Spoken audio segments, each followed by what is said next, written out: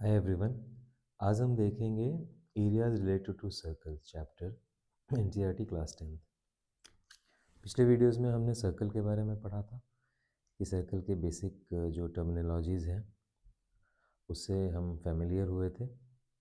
आज हम देखेंगे कि जब सर्कल के बेसिक्स हमारे पास हैं, सेगमेंट, कॉर्ड वगैरह, तो इससे रिलेटेड जो मैथमेटिकल या न्यूमेरिकल क्वेश्चंस आते हैं जो कि बहुत कुछ प्रैक्टिकल लाइफ और रियल लाइफ से रिलेटेड होते हैं, उसको हम कैसे सॉल्व करेंगे। बट उस पे जाने के पहले जो दो तीन मुख्य बातें हैं, मेन बातें हैं जो हमें ध्यान रखने लायक है, वो ये है कि ये जो सर्कल है इसका सेंटर ओ है, ए बी इसका कॉर्ड है, ए पी बी एक सेगमेंट है जिसको माइनर सेगमेंट बोलते हैं।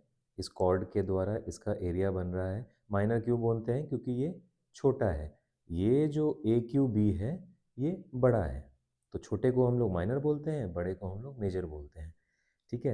ये जो ओ ए पी बी है इसको हम एक सेक्टर बोलते हैं। ये जो हुआ, अगेन पिज़्ज़ा का एग्जांपल लेना चाहूँगा।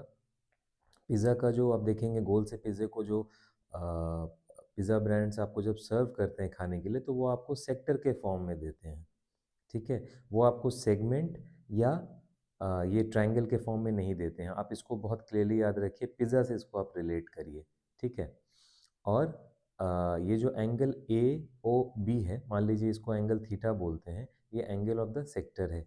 ए बी कॉर्ड है, मैं बता चुका हूँ। A Q B major segment है, A P B minor segment है। ये एकदम बेसिक बातें हैं जिसको हमें बिल्कुल ध्यान में रखना चाहिए। इसमें कोई भी गलती नहीं होनी चाहिए एग्जाम पॉइंट ऑफ व्यू से।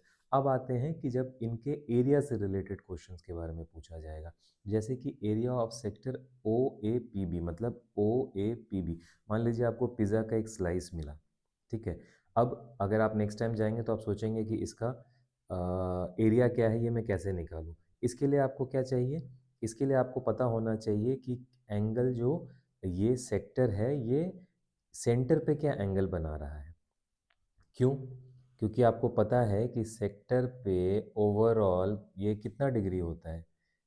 ये 360 डिग्री है सेंटर पे ये एंगल। ये जो गोल एंगल होगा यहाँ पे, क्योंकि जब हम कोई चीज़ के चारों तरफ घूम जाते हैं तो वो 360 डिग्री हो जाता है। तो हमें ये पता होना चाहिए कि ये सेक्टर क्या एंगल बना रहा है। मान लीजिए यहाँ पे हम थीटा बोलते हैं। ठीक है। अगर मान लीजिए ये थीटा है, कोई थीटा वन है, कोई थीटा टू है, थीटा थ्री है, और चारों इक्वल एंगल है, तो चारों equal angle theta theta one theta two theta three मिला के 360 डिग्री होगा। मान लीजिए इस पिज़्ज़ा, ये पिज़्ज़ा है, पिज़्ज़ा को हमने चार इक्वल भागों में बांटा है। चार इक्वल भागों में बांटा है मतलब आ, इसको ऐसे लिख सकते हैं, 4 × theta is equal to 360 degree. ठीक है। यानी कि थीटा की वैल्यू 90 डिग्री है, यानी कि हर एक जो ये पिज़्ज़ा का स्लाइस है या ये सेक्टर है वो 90 डिग्री फॉर्म कर रहा है। ये मैंने एक एग्जांपल बताया, ये कतई ज़रूरी नहीं है कि सब 90 डिग्री हो। ठीक है। उसको हम अभी थीटा डिग्री मान के चल रहे हैं। थीटा को जब हम 360 से डिवाइड करेंगे, क्योंकि ये एक पोर्शन है ना, ये 360 डिग्री इंटायर एंगल है, उसका ये एक पोर्शन है। ठीक है। इसको जब हम पाई आर स्क्वायर से मल्टीप्लाई करते हैं, मतलब टोटल एरिया से, अगेन पिज़्ज़ा का एग्जांपल लूँगा क्योंकि मुझे बेस्ट एग्जांपल लगता है पिज़्ज़ा। ठीक है। रियल लाइफ से हम चीज़ें जितनी ज़्यादा रिलेटेड होके देखेंगे, चाहे वो सर्कल हो, ट्रायंगल हो, या पैरेललोग्राम हो, या रेक्टेंगल हो, स्क्वायर हो, हम उतना अच्छा समझ पाएंगे और चीज़ें हमें उतनी आसान लगेगी। ठीक है।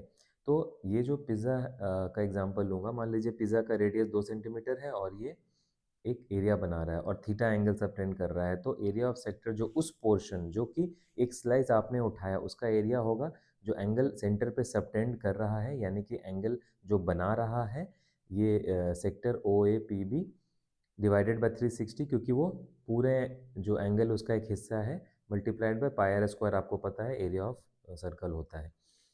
इसी में अगर हम आगे देखें कि अगर ये आर्क है, हमारे पास ये आर्क है, ये वाला ए पी बी, इसका अगर लेंथ निकालना हो तो भी वही कॉन्सेप्ट रहता है कि थीटा अपॉन 360 डिग्री, लेकिन यहाँ एरिया नहीं, आपको लेंथ चाहिए, ये वाली लेंथ चाहिए ए पी बी। यहाँ हमें ये एरिया चाहिए था ऊपर में जो हमने देखा।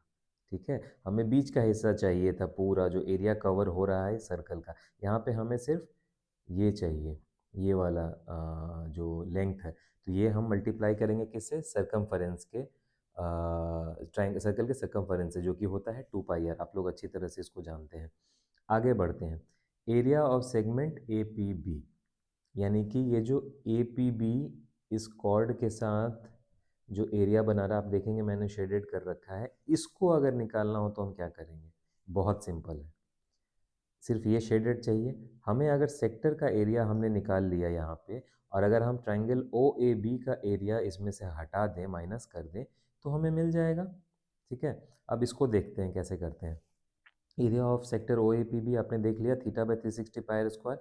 अब आती है बारी ट्राइंगल ओ ए बी की, area of triangle O A B. ठीक है, इस ट्राइंगल को हम लोग बहुत इजीली निकाल सकते हैं, और इस पे बहुत क्वेश्चंस आते हैं बोर्ड एग्जाम में।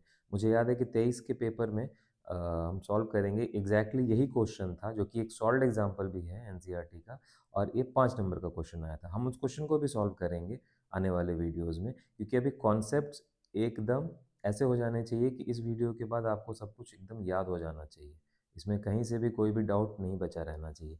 अब आते हैं area of triangle O A B, इसको मैंने थोड़ा यहाँ बड़ा कर लिया है। ये ट्राइंगल ओ ए बी जो है, अब देखेंगे कि मैंने यहाँ सेंटर से इस पर एक परपेंडिकुलर ड्रॉ कर लिया, ठीक है, एम। ठीक है, ये 90 डिग्री होगा। यहाँ आपको पता है कि ओ ए रेडियस है, ये ओ ए रेडियस हुआ ना यहाँ पे, ओ बी भी रेडियस हुआ, तो ये दोनों साइड बराबर होंगे, और ये 90 डिग्री और कॉमन साइड है, तो right hand R H S congruence जो होता है उसके हिसाब से आप देखिए, ये एक कॉमन साइड है, ये 90 डिग्री है, और ये दोनों साइड बराबर हैं, ओ ए और ए ओ बी, क्योंकि ये रेडियस है। तो ट्राइंगल ए एम ओ, ये जो बीच ये लेफ्ट साइड वाला ट्राइंगल और ट्राइंगल ओ एम बी, ये दोनों कॉन्ग्रुएंट होंगे। कॉन्ग्रुएंट होंगे तो फिर ये जो एंगल्स होंगे आपके क्या बोलते हैं, ए ओ एम और बी ओ एम, यानी कि ये वाले जो एंगल होंगे दोनों ट्रायंगल के, ये दोनों बराबर हो जाएंगे। बस क्वेश्चन सॉल्व हो गया, बराबर हो गए, यानी कि अगर हम थीटा लेके चलते हैं तो ये भी थीटा बाई 2 हो गया, और ये भी थीटा बाई 2 हो गया। अब triangle A O A B का अगर हमें एरिया निकालना तो क्या करना होगा, ओ एम परपेंडिकुलर है और ए बी बेस है, तो half into O M into A B. अब आप बोलेंगे ओ एम कैसे निकालेंगे भाई, तो ओ एम निकालना बहुत आसान है। ओ एम क्या होगा, O M upon O A equal to cos angle से आप निकाल सकते हैं, कॉस थीटा से, और साइन थीटा के फॉर्मूले से आप एकदम क्लियरली निकाल सकते हैं। जैसे देखिए, ओ एम यहाँ हो जाएगा ओ ए कॉस थीटा बाई 2, और क्या बोलते हैं इसको, ए बी हो जाएगा ए बी, चूँकि ए बी इक्वली भाग में आप देखते हैं कि जो सेंटर से परपेंडिकुलर होता है परपेंडिकुलर बाइसेक्टर होता है, आप ये वाला कॉन्सेप्ट यूज़ कर सकते हैं। तो twice into A M equal to sine theta by 2। ठीक है, अभी आपको शायद ये फॉर्मूला बहुत डिफिकल्ट लगे कि ये रिलेट नहीं कर पा रहे हैं ट्रायंगल, लेकिन अगर ट्रायंगल चैप्टर क्लियर है तो ये बहुत इजी है। लेकिन जब मैं क्वेश्चन सॉल्व करूँगा, चाहे वो अनसॉल्व्ड एग्जांपल्स हो सेम कॉन्सेप्ट पे, या बोर्ड पेपर्स के क्वेश्चंस हो पिछले सालों के, तो ये काफ़ी इजी हो जाएगा। ठीक है, आपको बस ये याद रखना है कि ओ ए पी बी माइनस ये ट्रायंगल का एरिया, ये हमें सेगमेंट का एरिया दे देगा। और जब ये अगेन ये माइनर सेगमेंट का एरिया मिल जाएगा, मेजर सेगमेंट के लिए क्या करेंगे, कुछ नहीं करना है, मेजर ये जो ये circular area of the circle है उसमें से ये माइनस कर देंगे, तो ये वाला पोर्शन आपको पूरा दे देगा मेजर सेगमेंट का एरिया। ट्रायंगल में अगेन याद रखना है, हमने इसमें ये जो परपेंडिकुलर ड्रॉ किया, और उसके बाद आर एच एस कॉन्ग्रुएंस को यूज़ करते हुए हमने यहाँ पे इस ट्रायंगल को एरिया को हम ओ ए बी के ट्रायंगल के एरिया को हम निकाल सकते हैं। आने वाले वीडियोज़ में हम अनसॉल्व्ड एग्जाम्पल्स देखेंगे एनसीईआरटी के, और बोर्ड पेपर्स को सॉल्व करेंगे। Thank you.